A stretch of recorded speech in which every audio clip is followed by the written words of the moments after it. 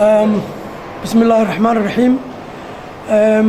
waxaan sida laga warqabo aan ku maqnaa fasax muddo bila aan ku maqnaa dalalka Ingiriiska iyo dalka Brazil si nabadgelyo leh waan ku soo noqday alxamdulillah. muddadii aan maqnaa ee bisha ahaydna sidii aan horeba saxaafadda ugu sheegay waxaan u baxay nasasho muddo fara badan baan xil wasiirnimada dalka ka hayay muddo 4 sanadooda. markii aan xilka wareejiyay waxaan goostay in aan muddo fasax u baxo oo familigayga oo jooga dalka Ingiriiskana aan u tago aniguna aan muddo bila soo nasto. markaana saasaan runtii ku maqnaa dalka Brazilna waxaan u tagay in aan ka qayb galo ciyaarihii kubadda cagta ee adduunka halkaa ka socday oo ururka FIFA ee adduunka ee abaabula ciyaarahaasi aan ka helay martiqaad aniga iyo dhowr qof oo kale Afrika ka socday. halkaana muddo 2 week ku dhow ayaan ku maqnaa magaalooyin kala gedisan oo Rio de Janeiro iyo São Paulo iyo Salvador iyo magaalooyin kale oo Brazil ah ayaan nalgiyay iyo hawlaha xagga horumarka dhaqaalaha ee ka socda dalka Brazil intaba. marka imikana aad baan ugu faraxsanahay inaan dalka ku soo noqdo. waxaan jecelahay inaan hawlahaygii xagga siyaasadda aan halkaa ka sii wado dhinaca xagga siyaasadda xisbiyada. imika xukuumadda si aad ka warhaysaan badda xubin kamahi laakiin dee xagga xisbiga kulmiye iyo arrimihiisii in aan gacan ka geysto sidii arrimihiisa ay si wanaagsan ugu dhammaan lahaayeen. in muddana dalka waan ka maqnaa aad iyo aadna dee waad mahadsantihiin. su-aasha ugu horreysay ku weydiinayaa maxamed cabdilaahi cumar, magacaygu waa xasan maaldigar, waxaan ka socdaa telefishinka Star TV. muuse biixi cabdi waxaad haydeen saaxiibbo dhow, dadka siyaasadda indha-indheeyaan waxay sheegaan in markii isaga aad la safatay xilkaagii aad halkaa ku weyday isla markaana muuse biixi wuu tanaasulay oo hankii musharaxnimo wuu ka tanaasulay. sideed u aragtaa arrinta? dee arrinta muuse biixi iyo musharaxnimadiisa iyo go'aankan dambe imika ku qaatay waxaan filayaa dee waa go'aamo shakhsi ah. muuse waa nin siyaasi ah xisbiga guddoomiye ka ah. marka arrintaas dee arrin imika aniga wax laga weydiin karo maaha, waa arrin dee muuse u taalla.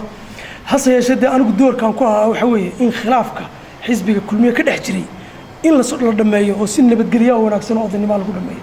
tii aan ka shaqaynayay taasay ahayd, tii aan soo jeediyay taasay ahayd. waxaanan imika ku faraxsanahay in khilaafku aanu halkii hore imika uu ka soo durkay uu soo dhawaaday oo heshiisyo fara badan iyo wadahadallo fara badan ay socdaan, qaarna dhammaadeenba.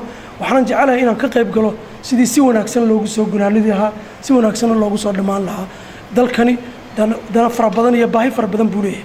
dhaqaale u baahan yahay, nabadgelyo u baahan yahay in nabadgelyadiisa la xoojiyo, horumar kale u baahan yahay, xiriir wanaagsan oo siyaasadeed oo adduunka uu la yeesho u baahan yahay.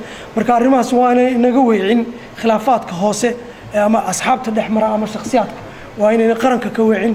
aniguna taan ku shaqeynaya taa weeye, taa hore in laga wada shaqeeyo sidii qaranku u midoobi lahaa una meel uga soo jeesan lahaa arrimaha baahida weyn ee dalka hortaalla maanta. dr maxamed cabdilaahi, magacaygu waa faysal maxamed aadan sadaaqooyinka. haddii madaxweynaha Soomaaliland mar kale ku magacaabo, mar saddexaad ku magacaabo wasaaradda, sideed u aragtaa? ma soo dhaweynaysaa? muxuu yahay si loo markaa sarta? aniga iyo madaxweynaha dhibaata nama dhex taalo. madaxweynuhu waxa weeye mas-uul aanu si weyn u soo wada shaqaynay markii aanu ahayn xisbiga mucaaradka ah iyo intii 4 sanadood ahayn dowladda aan ku jiray intaba. waxaan isleeyahay waxaana ragga madaxweynaha ay isku dhow yihiin, hadday fikrad noqoto, hadday talo noqoto iyo hadday shaqo noqotona. arrinkan maanta aanu dowladda aan kaga baxayna waxay ahayd farqi xagga fikirka ah oo na soo kala dhex galay oo arrimo anigu aan sii arkay in loo maro xalkooda ayaan loo kala duwanaaday. laakiin mushkilad kaloo madaxweynaha aniga iyo madaxweynaha naga dhaxaysa ma jirto. arrinta kale ka hadashay xagga shaqadana dee arrin aan imika taagnayn weeye. anigu arrintaa imika waxaan taagnayn kama hadlo. saacada wasiir anigu hal su'aal dab gudi waxaan ka socdaa telefishinka bulsho in badan ka soo jirtay siyaasadda Soomaaliland mucaarad baa soo martay, mucaarad xukuumadda waxaa soo qabatay faytalo kala duwan oo wasaaradda. bal halkaaga siyaasadeed maxamed cabdilaahi cumar ahaa ku gaarsiisay siyaasadda anigu waxaan u soo galay in aan fikir aan curiyo, fikirkayga aan eego inuu hiili kari karayo in kale ummadana horumar gaarsiiyo. arrimo fara badan baan ka soo shaqeeyay markii aan wasaaradda khaarijiga siyaasado cusub oo dalkan ku cusbaa ayaan keenay oo wadahadalkii Soomaaliya uu ka mid yahay ay ka mid tahay in caalamka Somaliland la horgeeyo laga wada shaqeeyo oo arrimo dalkani ku najaxay markaas loo arkay runtii arrimo adag oo dadka qaarkood ay ka boodeen laakiin maanta waa ka warhaysan inay tahay arrin siyaasad qaran ku qaatay shacabkuna ku taageersan yahay meediyuba marka waxaan jecelahay hankayga siyaasiga waxa weeye ilaa meesha ugu sarreeyay inaan mustaqbalka gaaro laakiin waqtigeeda iyo nidaamkeeda iyo wax waliba waxay leeyihiin waayaheeda